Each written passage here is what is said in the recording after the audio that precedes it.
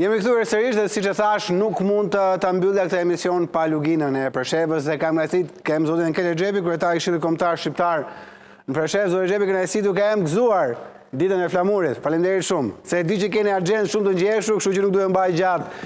Tregoni pak si po festohet në Luginë kjo ditë.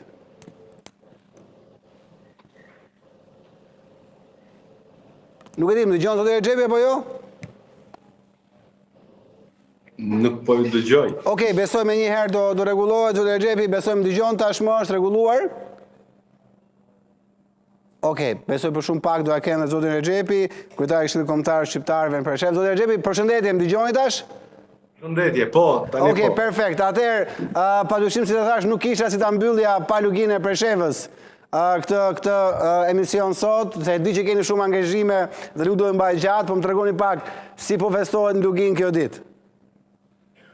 Tani, kjo ditë është si çdo shqiptar, është një ditë me entuziazëm, me atmosferë patriotike, ku jemi duke festuar prej në ora 8 të mëngjesit, ku kemi bërë vendosjen e flamurit kombëtar në Këshill Kombëtar, pastaj në komunën e Preshevës dhe në komunën e Bujanocit. Pra, gjithçka është duke ndodhur në mënyrë kuqezi, pra ka filluar me vendosjen e flamurit dhe pastaj kemi aktivitete tjera me shkollat fillore, ku kanë përgatitur, nxënësit e shkollave fillore kanë përgatitur një koncert me aktivitetet tyre, pastaj kemi edhe një film me Ambasadën e Republikës së Shqipërisë dhe në fund e kemi ceremoninë së bashku me Ambasadën e Republikës së Shqipërisë, ku do të festohet në Bujanoc. Realisht është hera e dytë që po festohet së bashku me Ambasadën e Republikës së Shqipërisë. Zoti Xhepi, padyshim, për shqiptarët e Luginës kjo fest ka tjetër kuptim, për shkak se ju ndodheni nën Serbi dhe bëshqësitë tuaja janë shumë më të mëdha se shqiptarët në Shqipëri, po edhe në Kosovë që kanë shtetin e tyre, por edhe shqiptarët në Maqedoninë Veriut dhe në Malzi. Sa vështirë është të festosh këtë ditë dhe çfarë domethënie ka kjo ditë për ju?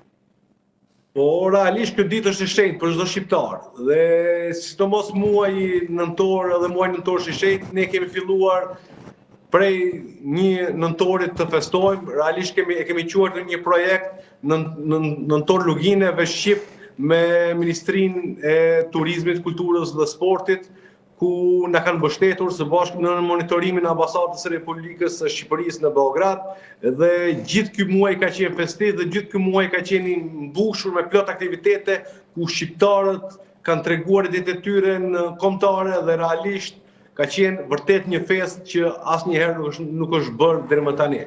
Dhe i gëzojmë faktit sepse kjo gjë është jemi duke mbajtur gjallë trashëgiminë tonë kulturore dhe kombëtare që e kemi këtu të trashëguar brez pas brezi. Zoti Xhepi, si vijon agjenda më pas? Çfarë pritet ndodh në orën e vijim? Në ora 5 e kemi një film një film shqiptar ku do të shfaqet në Bujanoc.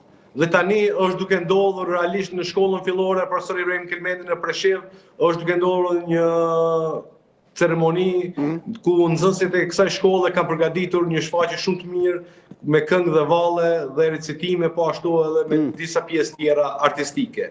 Dhe tani në 5 e kemi filmin dhe në ora 7 pastaj kemi ceremoninë me Ambasadën e Republikës së Shqipërisë, ku